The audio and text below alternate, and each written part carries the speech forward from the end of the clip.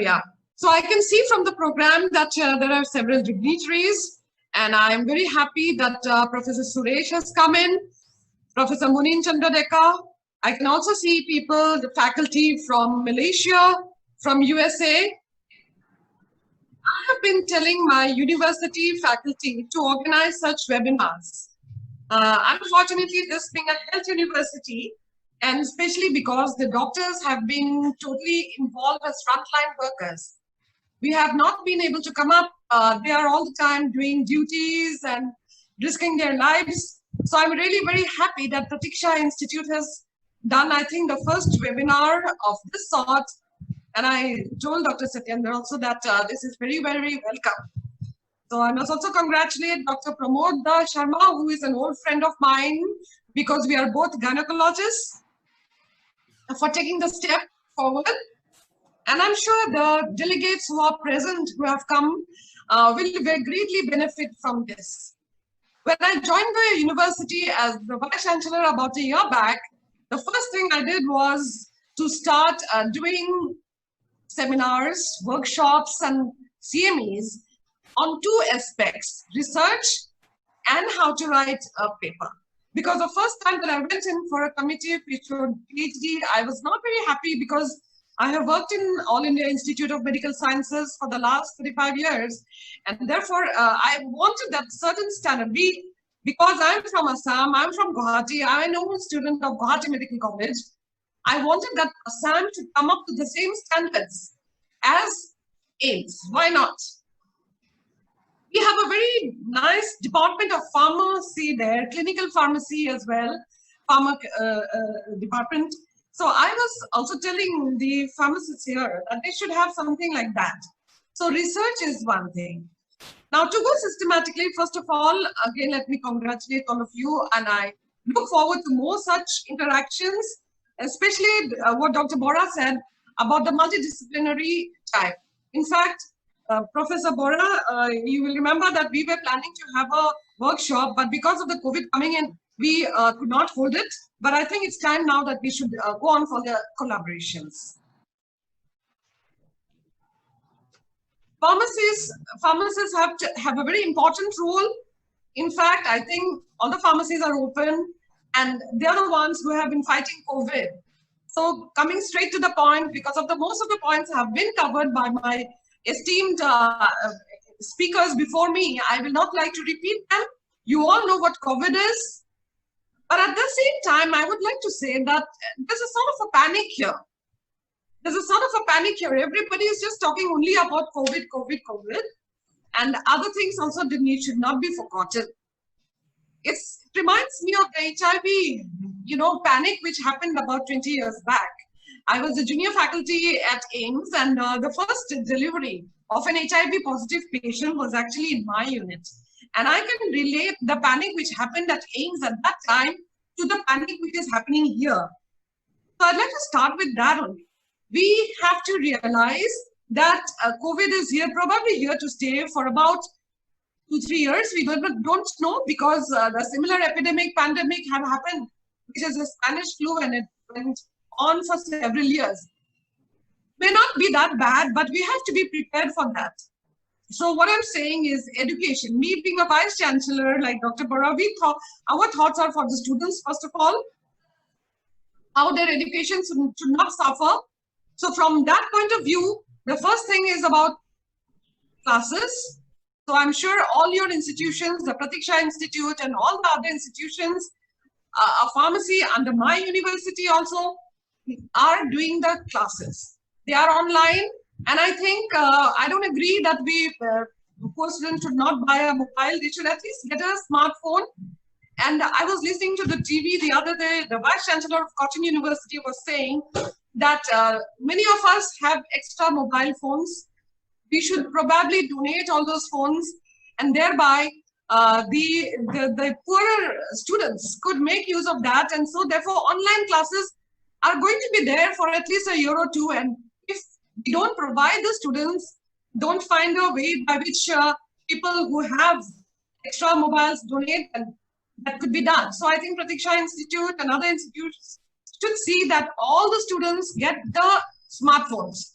because online classes, online workshops and CMEs like this is going to be the norm for a few months or for a few years. And we don't want any student to miss out on their classes. I remember way back in 82, we had missed out. I lost 6 months.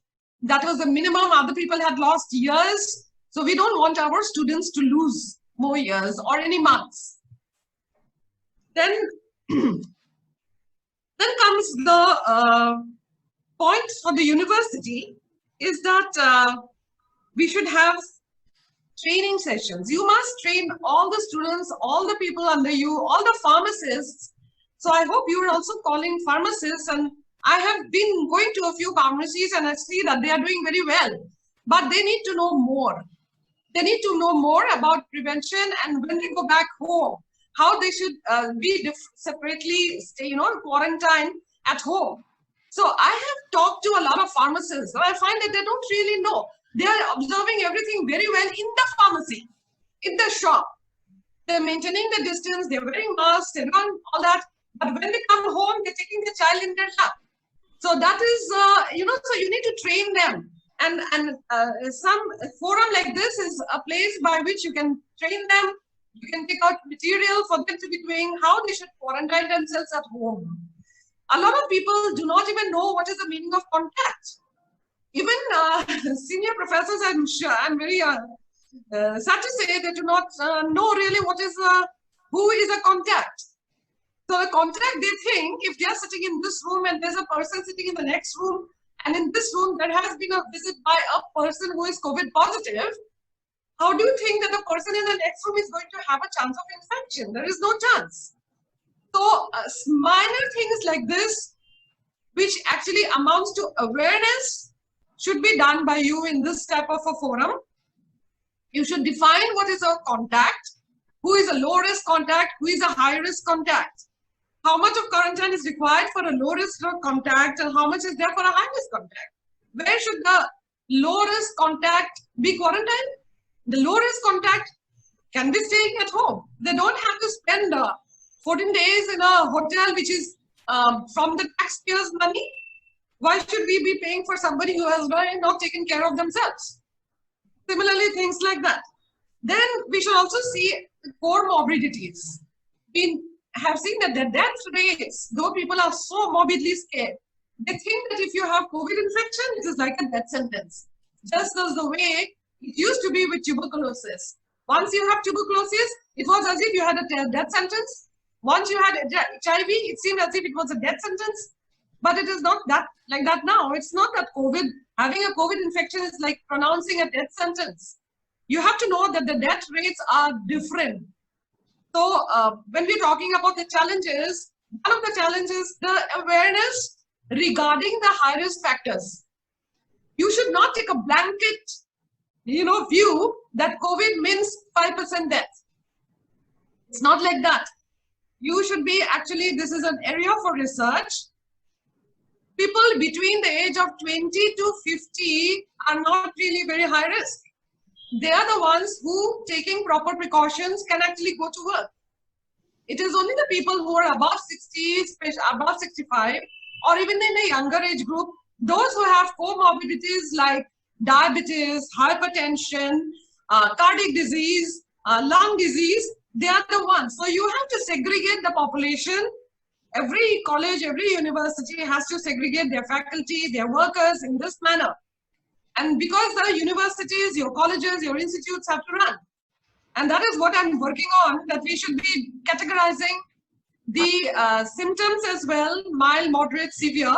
So ones who are asymptomatic, they're occupying most of the beds in the hospitals. And they're sitting there enjoying, laughing, singing, dancing, eating food. Whereas the real morbid ones who need doctors' attention are probably not getting beds. I know this is a situation in Delhi, and it will come here as well. Okay. Then of course there's a lot of role for you to do research in this field. So as a Vice Chancellor of a medical health university, pharmacists, I really want the pharmacy faculty and the pharmacy students to do research in all the fields that you are involved in. Research at this point is a golden opportunity. And this will help us to understand the situation, analyze the situation, and even help the government to form their own policies. Therefore, research is very, very important in this field. Certainly, drug research, which is more to your field, is also very important. You will all know that there is so much of controversy regarding chloroquine. At one time, everybody started to chloroquine, and now everybody stopped taking chloroquine. So is there any other drug? So drug research, especially clinical pharmaceutical research, is very, very important for prophylaxis as well as for therapy. So these are the various fields of research. All the young delegates who have come here and the faculty, they should be thinking about. So I hope all your students are attending classes through the Zoom app. It is a very good app. And also there is a Google app, which is also much clearer. The picture comes out much better than what it is here. So from my university side, I have said that all the classes should be taken by the faculty. We have to change the curriculum. We have to change and streamline the online classes and see how we can do the practicals, because examinations are coming soon. So practicals also have to be done. And so you have the faculty who are here. You have to see how you can do the practical classes, observing the basic precautions for the COVID infection, such as distancing, masks, and also the temperature checking, and all these other things. So you need to take the classes. You have to start the practical classes as well. So, and then there comes the examination. Right now from the university, I know that only 70 to 80%, but I'm saying that everyone, it should be 100% attendance should be taken for the classes. And then you should also give problem-based assignments to the students. Students should be given problem-based assignments. We are going to be having examinations soon.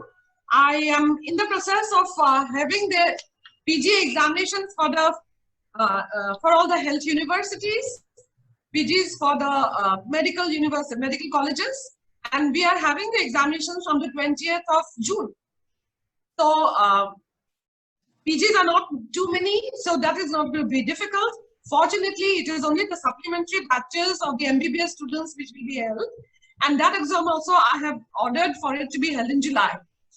You have your examinations, the Diploma in Pharmacy Part 1 to Supplementary in November 2020. So I hope by then things will improve. Otherwise, we have to devise some way of having the examinations.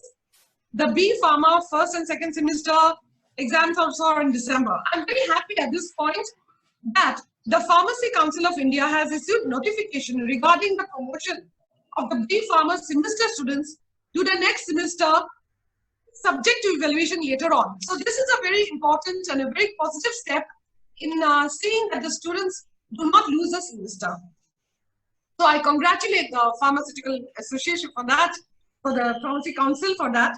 And based on that, we are also doing for the Nursing Council, for the Medical Council, and for all the other students under my university.